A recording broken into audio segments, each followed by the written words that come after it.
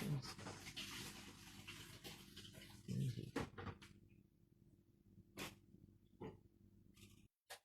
I'd hate to think what the prices are today. We were trying to remember when we left our house, and funny enough, I found a receipt in a box yesterday of the first house we rented in Forest Hill. And the receipt was the 30th of July 2009. So that is when we left our home in Warkworth, and we rented down here, which was only going to be for 5 years. And here we are coming up 11. Yeah. That was what I was just looking at my phone because I've been waiting for an important email because the tenant again has not paid the rent. Oh well. So my husband would have emailed this morning. I've been checking all day to see if the property managers replied to the email, which she just has. Yeah. Oh, that's good.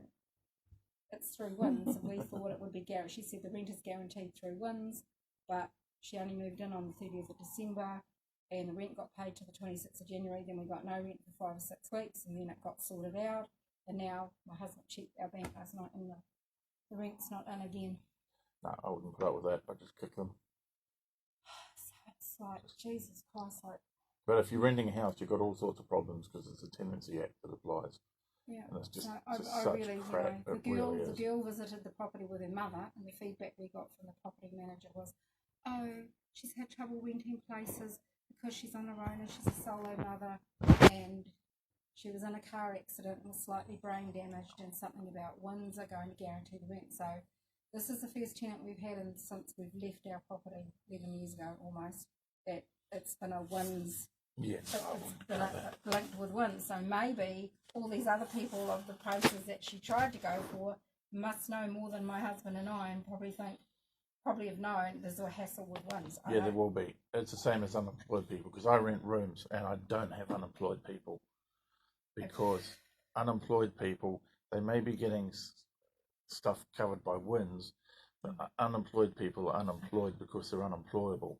They have no respect for boundaries, no respect for rules, no, just all sorts of issues, which is why they don't have a job, because no employer can stand them. And all of those issues are what they bring into your house. And then the slightest thing that they don't like about what you've said or done around the house, and suddenly, oh, well, I won't pay my rent now, then stuff you, just to teach you a lesson. It's, no, mate, it doesn't work like that. Off you go. And I don't make sure that the Tenancy Act doesn't apply, so I can just kick them. Just, no, off you go. I'm not having that in my house. So yeah, I don't know what this. The last one was something. It was a mistake by Wins. They apologised, and it got sorted to the property manager. She went to help the young lady because of slight brain damage and got it sorted. What it really was, something, there was a miscommunication, but because she's got some kind of mild brain damage, she's supposed to go regularly with a medical certificate, and they told the property manager she never came for her appointments. Oh, well, there we go then. I said that to my husband last night. I said, Jesus, I can't stand this stress. So it's not actually anything to do with Wins, it's her not doing what she needs to do. So I don't know. I think the message she sent was just that she's they're trying to. Yes, she is behind again. We are working on this and should be able to advise in the next couple of days what is happening. I mean, she's only been in there since the 30th of December. Wins paid the bond and paid everything up front until the 20-something of January, and that was the last money, and then they were... I'd make sure the property manager inspects the house to make sure that there's no damage being done. She sent me photos a few weeks ago. And, oh, okay. Said that she'd been out to see the girl when all this happened weeks ago. I would still go out and see her again and just check. Well, my husband's got to go out and check the spouting because it's a rural property. Oh, there you go. Then use so I've said to him, you need to go up there and talk to this bloody girl. She's 30 years old, and say, look, what's going on with this rent? Because, we've got a mortgage. We're not rich. It's not an investment property. It's our home. The problem if you do that is you'll antagonise her. And a thing that I found with flatmates when I have spoken to them like that is they become vindictive and destructive. Yeah. Oh, we've had that with tenants. I left my house July 2009, and it was beautiful. It was in great condition, and every single tenant since then has wrecked some part of it. Yeah, that's the problem. We've always, as the years have gone by, we've increased the bond to 4 weeks rent in advance. Yep. But what they do on the last, when they decide to move, the last couple of weeks, they don't pay the rent. Yeah, that's right. So then the 4 weeks that we have, 2 or 3 weeks of that goes for the rent arrears, and then right. the damage that's left, the money's not enough. No, I know. We've And lost money every time. Yeah, and you can't go recovering There's it. no point in claiming on our insurance all the time. So No. we're before this happened in December, we were close to putting it on the market. But it's our family home, and the idea was that when we get to retirement age, that my husband and I go back. Yeah. That was our little dream on our 3 acres with our little 3-bedroom house. But, you know, the stress of the ongoing stress of shitty arsehole tenant after arsehole tenant Yeah, that's the problem I is have. taking its toll on Yep, us. that's And the thing.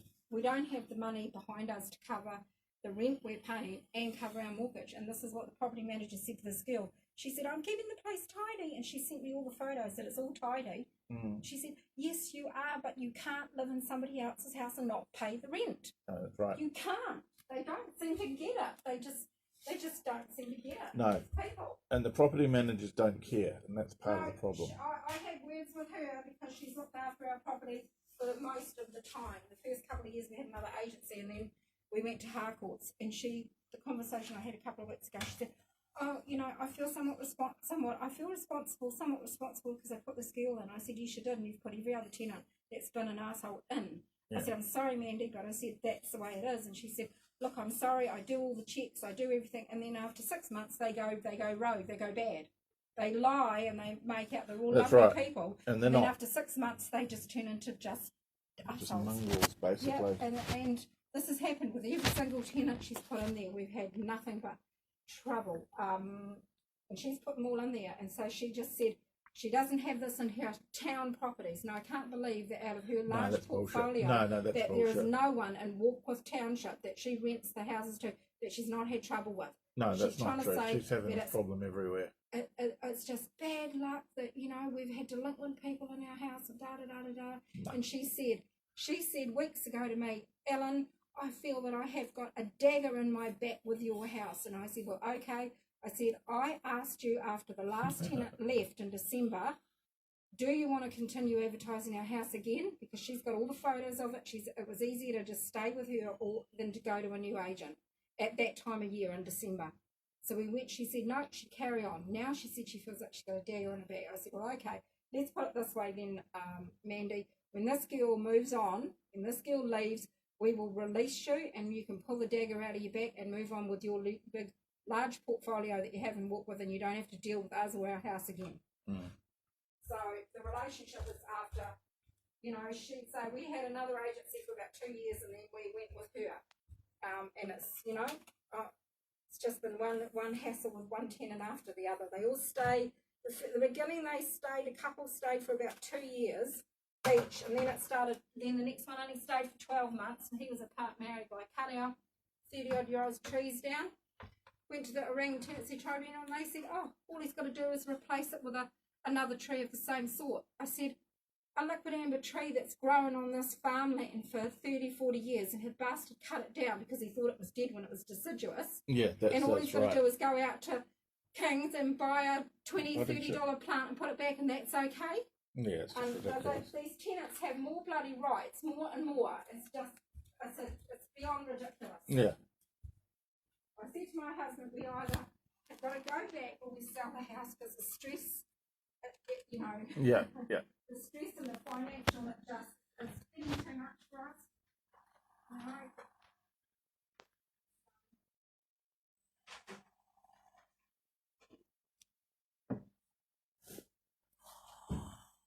People just make me angry.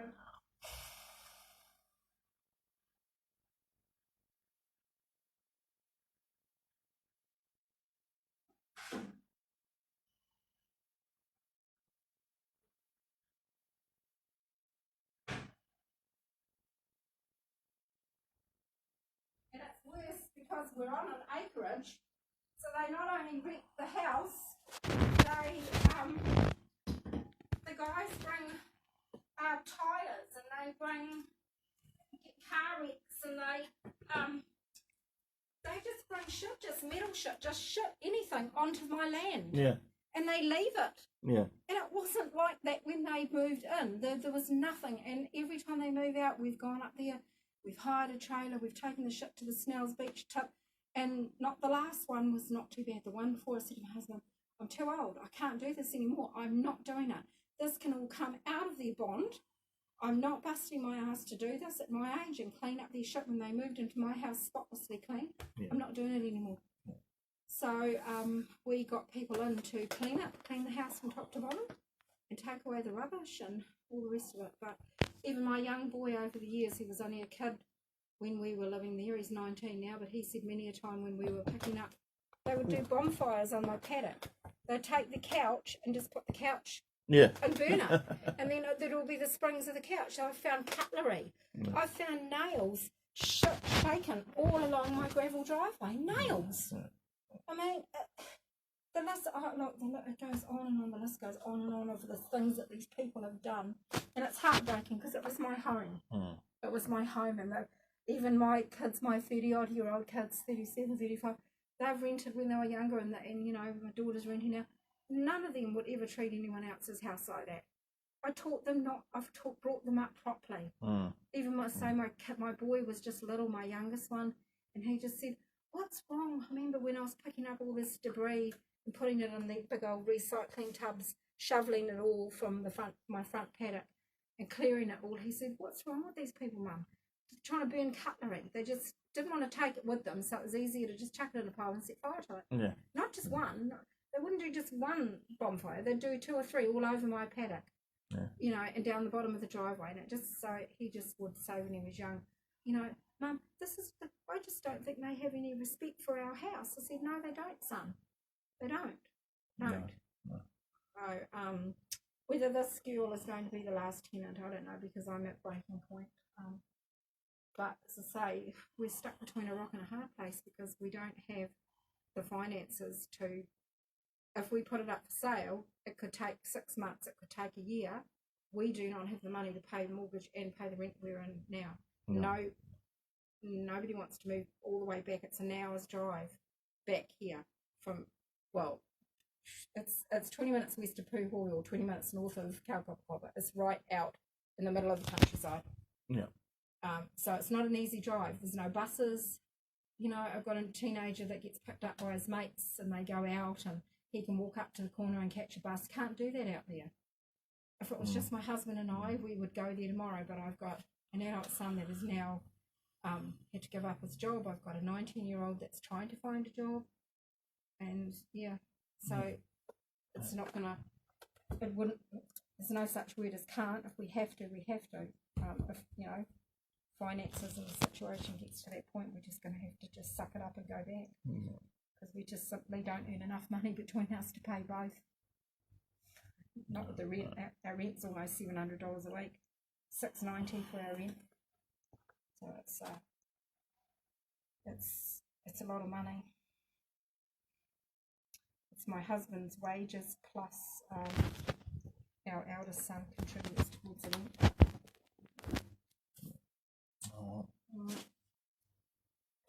So you're lucky, you're pretty good here, aren't you, with your own little place? Yeah, I am, indeed. You know, the way the prices are, even if we sold it, my husband said we would not be able to afford to buy anything else. No way. So, you know, we're stuck between them. That's why we've been hanging on to it, you know, all this time, because it's just a big deal to let it go when it's our home. And then what could we buy? I don't think we could buy anything here. You know, I don't want to. I've got a daughter with a little girl, a grandbaby. I've got a grandson. I don't want to move away. I want to be near my family. You know. So anyway, life can be shitty sometimes. The joys of having people live in your house.